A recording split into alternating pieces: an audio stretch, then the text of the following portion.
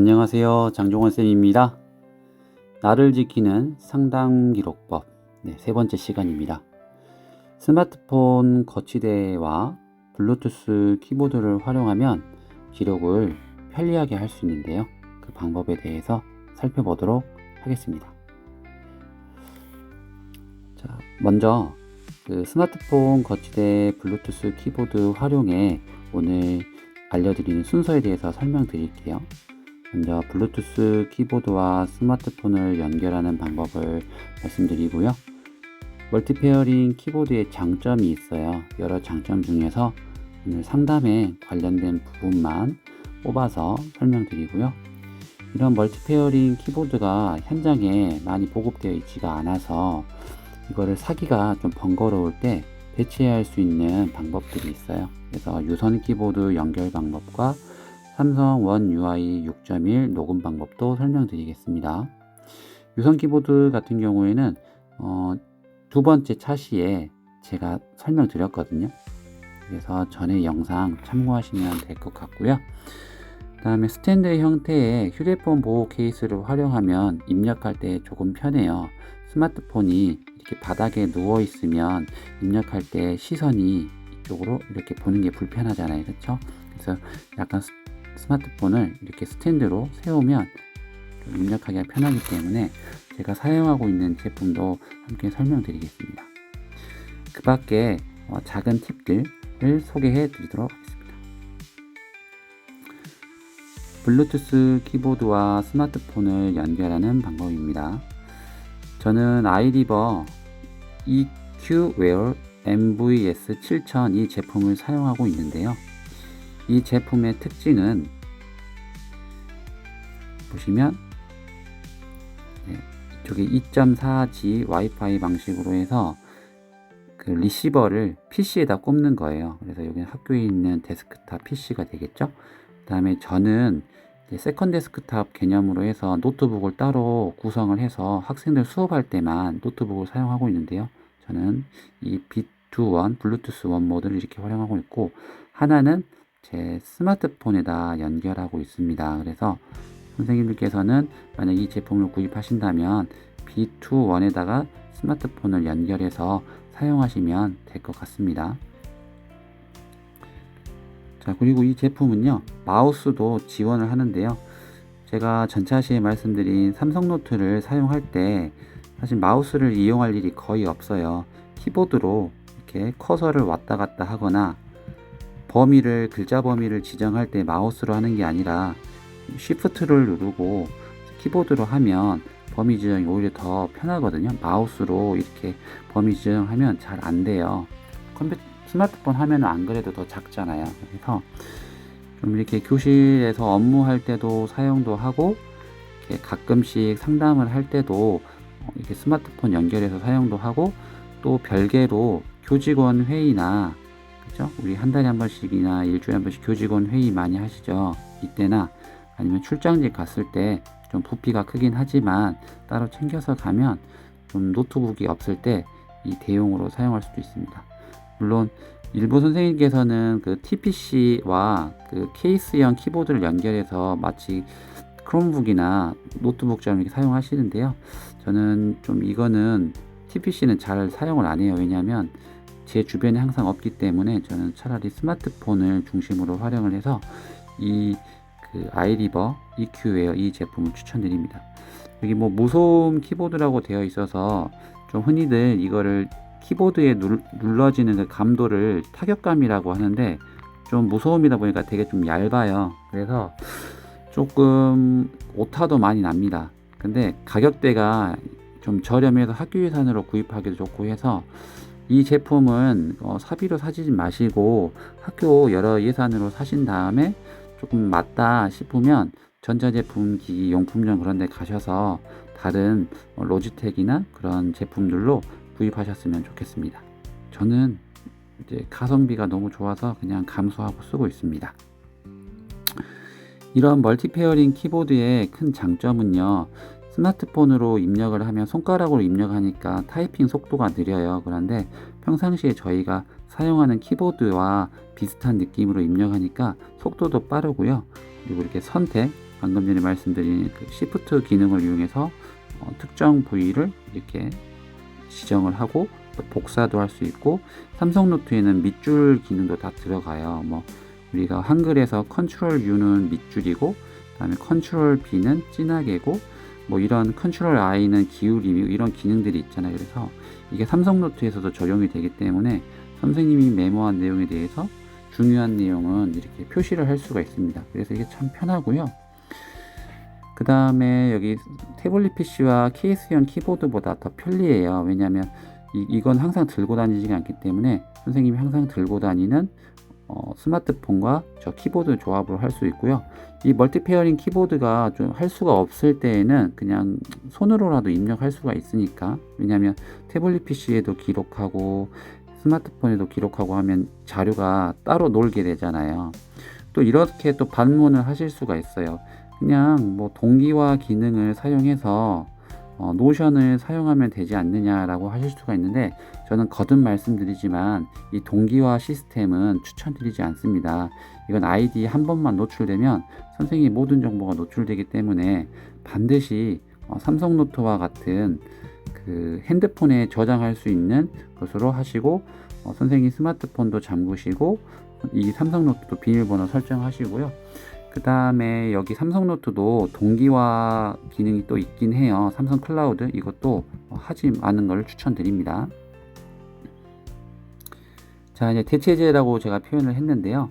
이런 멀티 페어링 키보드 가격이 싼데 갑자기 쓰기가 어렵거나 자주 사용하시지 않는 분은 차라리 저는 이런 조합을 추천드립니다.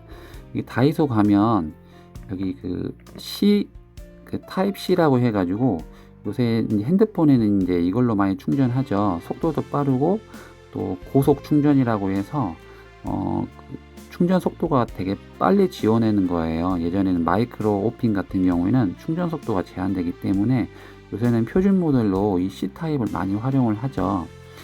자, 그래서 이거를 핸드폰에다가 이렇게 장착을 하고요. 여기다가 스마트폰에다가 장착을 하고, 이쪽이 이제 USB예요. 그래서 키보드 같은 USB를 끼우면 여기 보시는 것처럼 이렇게 이 유선 키보드로 이렇게 스마트 기기 연결을 할 수가 있어요. 이건 이제 수업 장면인데요. 이런 형태로 해서 선생님들 갑자기 상담을 해야 될 때 별도 공간 가가지고 이렇게 입력하시면 될 것 같아요. 조금 예쁘진 않죠? 조금 감성틱하진 않는데 이 조합은 매우 좋은 것 같아요. 유선 키보드도 저렴하고, 그리고 이거 학교에 되게 많이 좀 굴러다니거나 많이 버려요. PC가 교체 주기에 따라서 새로운 키보드가 오다 보면 헌 키보드 되게 많이 버리게 되는데, 이런 키보드 그냥 한쪽에 잘 모아 놓고 사용하면 좋을 것 같아요. 그 다음에 이제 또 키보드가 없을 경우에 요새 그 삼성 갤럭시 폰 기준입니다. 아이폰도 될 거예요. 그래서 인공지능이 탑재가 되면서 이 마이크, 이 버튼이 이렇게 생겼어요. 이 버튼이 생기시 아니신 분들은 소프트웨어 업데이트를 하시거나, 이 원 UI 6.1로 업데이트가 안 되면 이제 예전 핸드폰이기 때문에 최신 핸드폰으로 교체하는 것도 좋겠죠.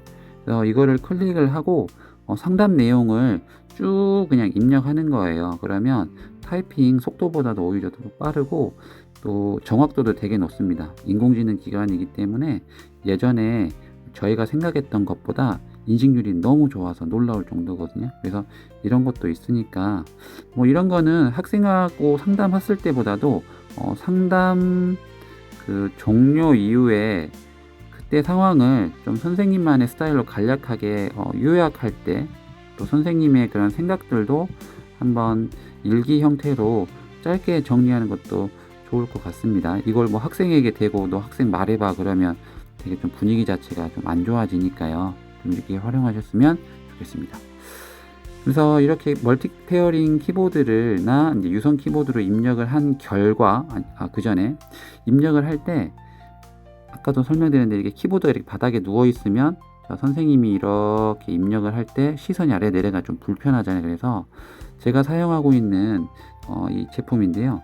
ESR 클래식 킥스탠드라고요. 이거는 갤럭시 S23이나 아이폰 14 최신 기종부터 이게 팔리긴 해요. 근데 이런 유사한 제품들 많잖아요. 근데 너무 튼튼하고 각도 조절도 잘 되고, 이게 너무 뻑뻑해도 문제고 너무 유연해도 문제예요. 유연하면 이제 스마트폰이 엎어지잖아요. 그리고 너무 뻑뻑하면 조정하기도 어려운데, 적절한 강도에서 이 각도 조절이 너무 좋고요. 이렇게 세로 형태로도 세워놓고 타이핑 할 때도 너무 좋고, 이렇게 가로 형태로 할 때도 너무 좋습니다. 그래서 입력할 때 이렇게 사용도 하고요.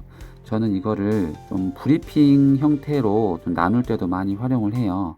예를 들자면 주로 쉬는 시간이나 점심시간 또는 업무 수업 끝나고 이렇게 상담을 많이 하잖아요. 그러면 그 상담 내용을 여기 핸드폰에다 이렇게 적습니다. 적죠? 그러면 이제 뭐 관리자나 옆반 선생님께 이 내용을 전달을 해야 되는데, 그러면 대개 그 내용을 뭐 한글 문서나 따로 정리를 한 다음에 뭐 업무 메신저로 보내거나, 아니면 출력을 해서 그 출력물을 가지고 여러 사람들이 이렇게 모여서 한 공간에서 이렇게 회의 형태로 이렇게 많이 하시잖아요. 근데 저는 좀 상황이 계속 바뀌거나 좀 그럴 때 이렇게 이런 형태로 세워놓고 좀 전체 화면, 그렇죠?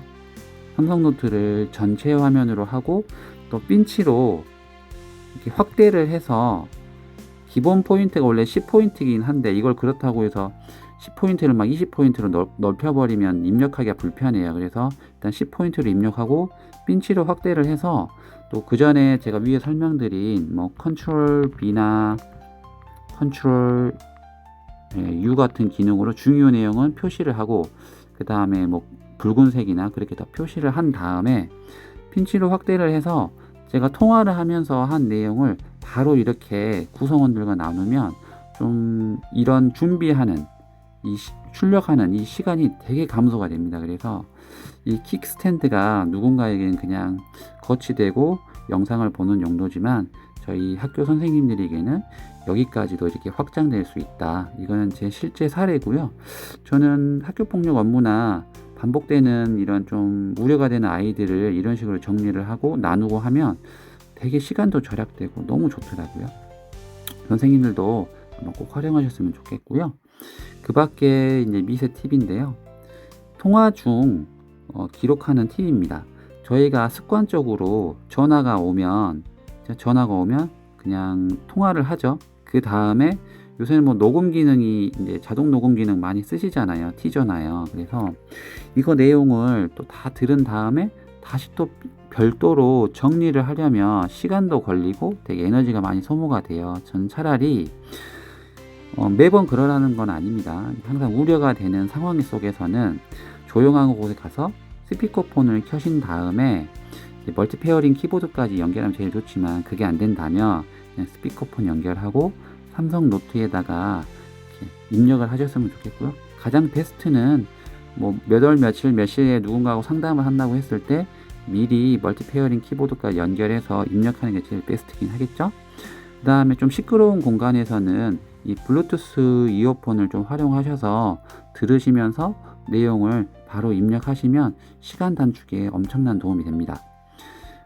다시 말씀드리지만 저는 케이스형 키보드에 입력하는 것은 비추천드립니다. 우리 젊은 선생님들이 아이패드에 이렇게 막 예쁘게 하고 다니는데요. 그 키보드 항상 들고 다니지 않아요. 그래서 저는 차라리 제 위에 있는 이런 스타일로 좀 하는 걸 추천드리고요. 그리고 간혹 그 접이식 키보드가 잘 나와 있어요. 휴대성이 너무 좋은 것 같아서 되는데, 이거 타이핑 잘 안 돼요. 오타도 많이 생기고 타이핑하면서 자세도 안 좋아지기 때문에 그냥 위에 있는 아이리버 같은 제품 사시는 걸 추천드리고요. 그 다음에 상담하면서도 타이핑을 너무 의존하지 마시고 같이 녹음도 하셨으면 좋겠어요. 그래서 녹음해서 삼성 노트를 삼성 노트에 음성 파일을 추가를 하는 거죠. 그렇게 하셨으면 좋겠고, 또 뭐 삼성 노트 자체에 음성 녹음 기능이 있어요. 그래서 삼성 노트에서 음성 녹음도 하면서 타이핑도 하면서 하면 되겠죠. 사실 이 방식이 그 대학생들이 강의를 들을 때 하는 방법이에요. 요새 대학생들은 그 교수님 거 다 녹음한 다음에 그 챗GPT로 돌려가지고 다 요약한 다음에 서로 질문도 하고 그렇게 공부하거든요. 사실 그런 방법이에요. 그래서 이렇게 녹음하는 이유는 뭐 그 자신의 상황에 대해서 저를 보호하기 위한 것이 아니라 제가 했던 말을 좀 복귀하기 위한 용도예요. 그 다음에 이렇게 키보드로 좀 입력하는 그 상황 자체가 되게 좀 사무적이기 때문에 미리 뭐 학부모랄지 학생에게 이렇게 해서 좀 도와주기 위해서 용도다라고 좀 부드럽게 말한 다음에 반드시 그 내용은 다 한 다음에 상대방에게 보여주셨으면 좋겠습니다. 또 상대방이 필요하다면 개인정보를 민감 정보는 잘 신경 쓰신 다음에 상대방에게 이메일로 보내준다고 하면 될 것 같고요. 지금 드는 생각인데 뭐 카카오톡이나 그걸 바로 그 현장에서 바로 보내주지 마시고요. 다시 그 노트 한 번 더 살펴보면서 조금 애매한 지점이 없는지 살펴보신 다음에 보내주는 걸 추천드립니다. 왜냐하면 말보다 이 글은 더 전파력이 높고 또 강도가 있기 때문에 조금 신중하게 해야 되고 애매한 거는 다 삭제한 다음에 이렇게 보내주시면 될 것 같습니다. 혹시나 이제 이렇게 정리된 자료들이 양이 제법 많아요. PDF로도 저도 어떤 학생이 정리하다 보면 4페이지, 5페이지 돼요. 그래서 이런 내용들을 누군가가 공유를 할 때는 반드시 개인정보 같은 거 잘 신경 쓰시고, 개인정보도 그 학생의 이름으로 쓰지 마시고 가명이나 이렇게 해야겠죠. 왜냐하면 이게 돌고 돌아서 그 학생에게 이제 인지가 된다면 이건 큰 피해가 되기 때문에 이것도 신경 써주시고요. 그리고 제일 안전한 건 그 노트에 비밀번호도 설정하고 이거를 내보내기 할 때 그 PDF 비밀번호를 설정하는 게 제일 좋을 것 같습니다. 네, 지금까지 나를 지키는 상담기록법 3번째 시간 스마트폰 거치대와 블루투스 키보드를 활용하는 저만의 방법에 대해서 설명드렸고요. 다음 시간에는 내용을 이렇게 조사를 할 때 조금 화가 나는 지점이 있어요. 저희가 학생들을 너무 사랑하다 보니까 그 화가 나는 지점도 있고, 또 학생들이 진술 내용에 있어서 피해 관련, 가해 관련 학생들이 일치하지 않는 경우가 되게 있거든요. 그랬을 때 어떻게 좀 대처하면 좋을지 위에 제가 설명드린 기록법과 연계해서 한번 나누도록 하겠습니다. 지금까지 장종원 쌤이었고요. 선생님들 궁금하신 점, 모르시는 점은 언제든지 제 이메일 위에도 적어 놨는데요. 337-4820 여기로 언제든지 연락 주시면 되겠습니다. 네, 감사합니다.